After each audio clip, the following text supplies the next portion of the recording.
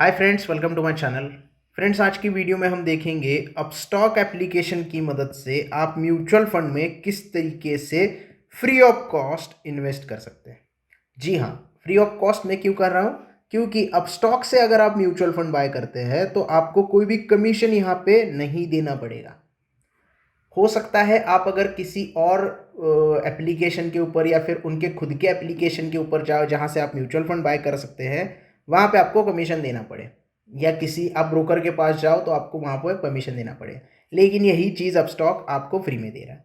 अब सबसे पहले तो आपको अपस्टॉक में लॉगिन कर देना है। लॉगिन करने के बाद आपको डिस्कवर के ऑप्शन में जाना है। यहाँ पे आपको तीन ऑप्शन दिखाई देते हैं: फ्यूचर, म्यूचुअल फंड और स्टॉक एंड आईपीओ। आपको म्यूचुअल फंड का ऑप्शन यहाँ पे सिलेक्ट करना है और आप रीडायरेक्ट हो जाते हो म्यूचुअल फंड के पेज के ऊपर। अब यहाँ पे सबसे पहले तो आपको पोर्टफोलियो दिखाई देगा। आपका अगर करंट पोर्टफोलियो है, जहाँ पे आपने इन्वेस्टमेंट किया हुआ है, वो यहाँ पे आपको दिखाई देगा। जैसे कि एसबीआई ब्लू चिप का यहाँ पे इंस्टॉलेशन मैंने कैंसिल किया था। ऑर्डर्स जो है वो आपको यहाँ पे दिखाई देंगे, कंप्लीट, रिजेक्टेड, वो जो भी है आपको यहाँ पे दिखाई देगा। अगर आपको नए म्यूचुअल फंड एक्सप्लोर करने हैं तो पोर्टफोलियो में ही टॉप म्यूचुअल फंड कौन सा है, यूटीआई निफ्टी 50 इंडेक्स फंड है, ये यहाँ पे दिखाई दे रहा है फिलहाल का। अब आप कभी भी ये वीडियो आप जब देख रहे हो उस वक्त ये कोई अलग रह सकता है। अभी मेरे पास ये दिखाई दे रहा है तो ये मैं आपको दिखा रहा हूँ।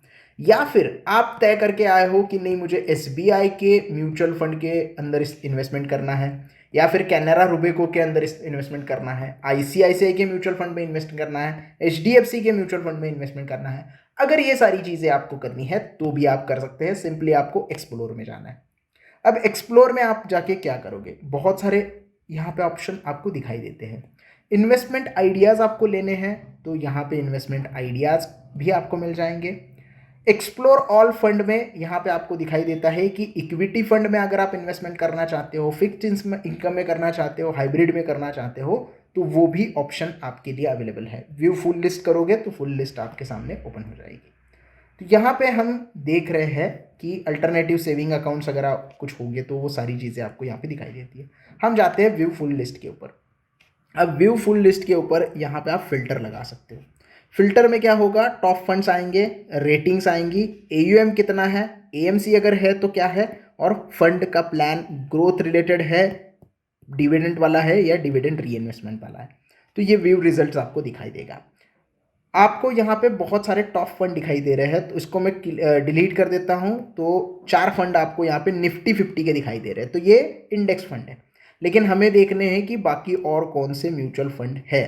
तो इक्विटी के व्यू फुल हम अगर करेंगे यहाँ पे तो टॉप फंड हटा देंगे तो बहुत सारे हमें यहाँ पे म्यूचुअल फंड दिखाई देते हैं, जिसमें एक्सिस निफ्टी आईटी है, मोतीलाल ओसवाल है, या फिर यहाँ पे निफ्टी कोटक का है, यूटीआई का है। ये सारे इक्विटी के म्यूचुअल फंड है, बहुत लंबी लिस्ट है, आपको यहाँ पे देखने के लिए मिल जाएगी।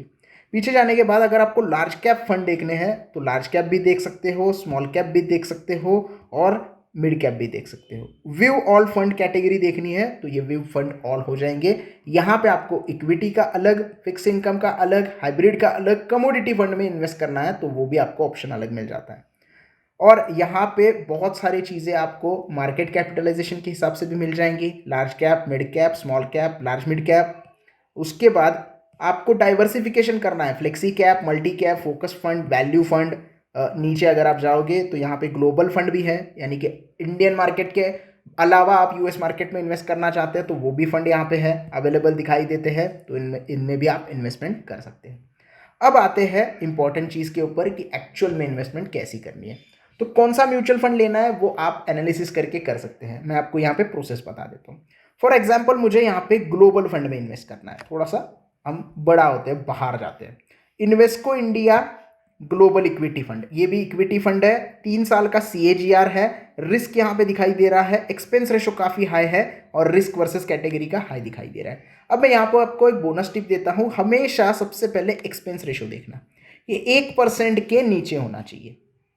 यानी कि आप फंड खरीद रहे हो, उस फंड को मैनेज करने के लिए कितना एक्सपेंस लगता है उसका पैसा भी आपसे लिया जाता है। तो ये जितना कम होगा उतना आपके लिए अच्छा होगा। अब ये ग्लोबल है, इसकी वजह से ज़्यादा रहेगा। लेकिन यहाँ पे मोतीलाल ओसवाल का S&P 500 जो है ये ग्लोबल इक्विटी फंड है, जिसका एक्सपेंस रेशो 0.55 है। CAGR रेशियो और रिटर्न्स भी यहाँ पे दिखाई दे रहे हैं। फॉर एग्जाम्पल मुझे इसमें इन्वेस्ट करना है तो मैं इसको सिलेक्ट करूँगा।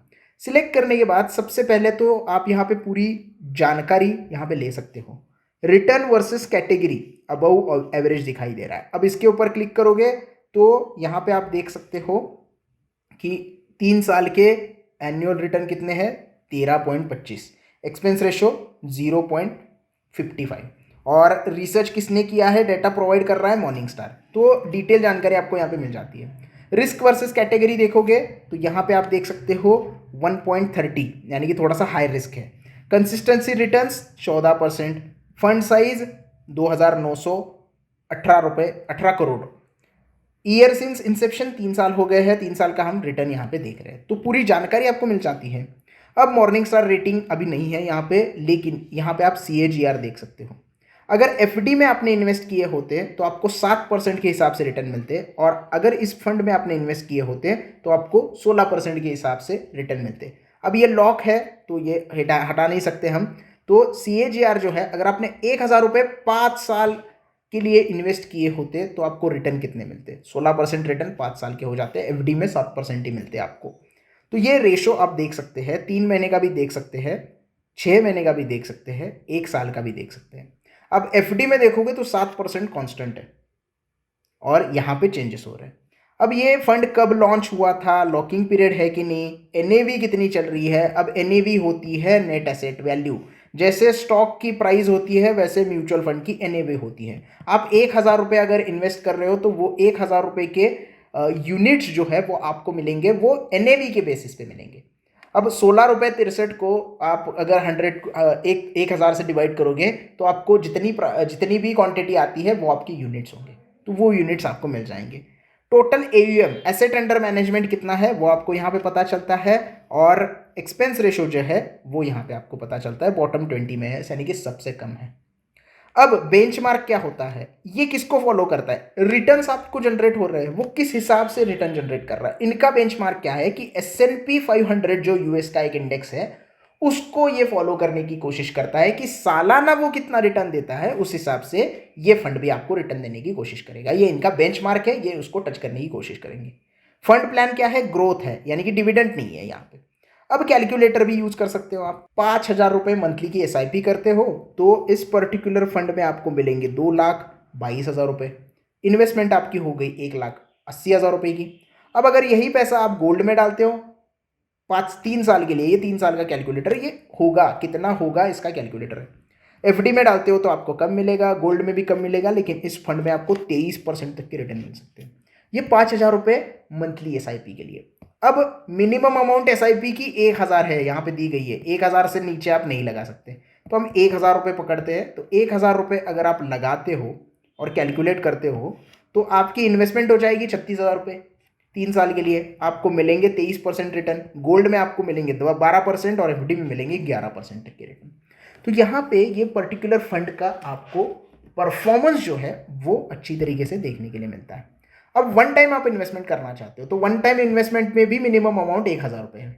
मान लीजिएगा आपके पास 1,00,000 रुपये पड़े हैं, तो आप 1,00,000 रुपये अगर इन्वेस्ट करते हो तो रिटर्न कितने मिलेंगे, वो रिटर्न ज़्यादा हो जाते हैं क्योंकि वन टाइम इन्वेस्टमेंट आप कर रहे हो। तो आपको रिटर्न मिलेंगे 45% 3 साल के लिए, गोल्ड में मिलेंगे 23%, FD में मिलेंगे 22%। तो ये एक फ़ायदा होता है म्यूचुअल फंड में इन्वेस्ट करने का। आपको कोई दिक्कत नहीं है यहाँ पे, कोई आपको सिर्फ म्यूचुअल फंड कैसा है देखना है, और उसके बाद टैक्सेस आपको कितने लगेंगे। 1 ईयर पहले निकालते हो तो 15%, 1 ईयर के बाद निकालते हो तो 10% टैक्स लगेगा। उसके बाद यूनिट अगर आप 7 दिन के अंदर सोल्ड करते हो तो एग्जिट लोड 1% है, 7 दिन के बाद लोड करते हो तो 0% है। तो ये सारी चीज़ें होती है। डिटेल एनालिसिस के लिए फंड में कौन से स्टॉक है, कौन सा पोर्शन इक्विटी में कितने परसेंट है, टेक्नोलॉजी में कितने परसेंट है, हेल्थ केयर में है, फाइनेंशियल सर्विस कंज्यूमर में कितना है, वो सारी डिटेल्स आपको यहाँ पे मिल जाएंगी। स्टॉक देखने हैं तो स्टॉक में भी आपको मिल जाएगा कि कौन से स्टॉक में इन्होंने इन्वेस्ट किया है। व्यू सेक्टर भी मिल जाते हैं, इसके ऊपर आपको स्टॉक भी देखने के लिए मिल जाते हैं। तो ये डिटेल आप देख सकते हैं। होल्डिंग्स ये देखिए, एप्पल में इन्वेस्ट किया है 7%, माइक्रोसॉफ्ट में किया है, अमेजॉन में किया है, एनवीडिया में किया है, अल्फाबेट में किया है। तो कौन से स्टॉक में कितना परसेंट इन्वेस्ट किया है आपका जो पूरा एयूएम है इनका, ये भी आपको यहाँ पे पता चलता है। और ये सारी एनालिसिस करने के बाद आपको बाय करना होता है। तो बाय के ऊपर जाएंगे। अब बहुत लोग बोर हो गए होंगे कि साला बाय क्यों नहीं दिखा रहा है, तो मैं अभी बाय दिखा रहा हूँ। तो पूरी जानकारी के साथ बता रहा हूँ ना, कि कहीं क्वेश्चन ना बचे आपका। बाय के ऊपर क्लिक करना है। अगर मंथली एसआईपी करनी है तो 500 रुपये, हालांकि 500 रुपये नहीं कर सकते, 1000 रुपये मिनिमम अमाउंट है तो 500 नहीं होगी। तो यहाँ पे अदर अमाउंट भी कस्टम कर सकते हो। और एसआईपी डेट आपको सिलेक्ट करनी है, हर महीने की कौन सी डेट पे आपकी एसआईपी कट होगी ये आपको पता चलेगा। एसआईपी कैलेंडर है only 28 days so that no months get missed. तो ये कौन सा महीना मिस होना चाहिए, ये इसके लिए दिया गया है। अब मान लीजिएगा मुझे 24 तारीख से करना है, तो मेरा हर महीने के 24 तारीख को ये एसआईपी कट हो जाएगा। अब मैं कितना करना चाहूँगा, तो 1000 करना चाहूँगा, तो कंटिन्यू करते हैं। अगर हम यहाँ पे कंटिन्यू करते हैं तो यहाँ पे आप सारी चीज़ें देख, तो जैसे कि आप यहाँ पे देख रहे हैं कि आज है 21 तारीख और 24 सितंबर से मेरा फर्स्ट इंस्टॉलमेंट आज जाएगा, यहाँ पे दिखाई दे रहा है। अब आपका बैंक अकाउंट में से प्रोसीड करोगे तो यूपीआई के जरिए आपका पैसा कट हो सकता है, या फिर आपके अब स्टॉक में अकाउंट पे पैसा होगा तो उससे कट हो जाएगा। पहला इंस्टॉलमेंट वहाँ पे कट हो जाएगा। अब दूसरे इंस्टॉलमेंट पे आपको बैंक मैंडेट देना है, बैंक मैंडेट ऑटो कर देगा और ऑटोमेटिकली आपके बैंक से पैसे कट हो जाएंगे। अगर नहीं करते हो तो अब स्टॉक में हर जो आपकी एसआईपी की डेट है उससे पहले आपको अपस्टॉक के अकाउंट पे पैसे इंटर करने पड़ेंगे, पैसे डालने पड़ेंगे, उसके बाद आपकी एसआईपी कंटिन्यू रहेगी। अगर नहीं करते हो तो पॉज हो जाएगी, जितनी इन्वेस्टमेंट है उतनी ही रहेगी, तो वो वन टाइम में शिफ्ट हो जाएगा। तो ये आपको करनी है। अब मैं यहाँ पे प्रोसेस करके नहीं दिखा रहा हूँ, आपको प्रोसीड करने के बाद यूपीआई पेमेंट करना होता है। अगर मैं प्रोसेस के ऊपर क्लिक करता हूँ तो आप पेमेंट मेथड कर सकते हो, या तो आप नेट बैंकिंग, आपका बैंक दिखाई देगा, यूपीआई कर सकते हो, नेट बैंकिंग कर सकते हो, दोनों भी फ्री है, कोई दिक्कत नहीं है। पे वाया यूपीआई करोगे तो आपके यूपीआई के ऊपर एक नोटिफिकेशन आएगा, उसके अगर अप्रूव करोगे तो पासवर्ड डाल के आपका एसआईपी फर्स्ट इंस्टॉलमेंट चला जाएगा और आप आगे कर सकते हो सारी चीज़ें। ये तो हो गया एसआईपी का। अब मान लीजिएगा आपको वन टाइम इन्वेस्टमेंट करना है, आपके पास लाख रुपए पड़े हैं, तो वन टाइम के ऊपर आप सिलेक्ट करना है। और यहाँ पे दिखाया गया है कि AMC does not allow one time payment, सिर्फ एसआईपी कर सकते हो भैया इसके ऊपर। तो ये थोड़ा सा देख लो। तो मैं आपको दूसरा यहाँ पे कोई ऑप्शन दिखाता हूँ। तो हम देखेंगे लार्ज कैप, उसमें हम देखेंगे कैनरा रुबेको। बाकी सारी चीज़ें तो सेम ही है। आपको यहाँ पे रिटर्न्स दिखाई दे रहे हैं। 5 साल के रिटर्न अगर आप 1000 इन्वेस्ट करते हो कैटेगरी में, और मतलब कैटेगरी मतलब इस कैटेगरी के सेक्शन और कोई म्यूचुअल फंड में इन्वेस्ट करते हो तो वो कितना लगेगा।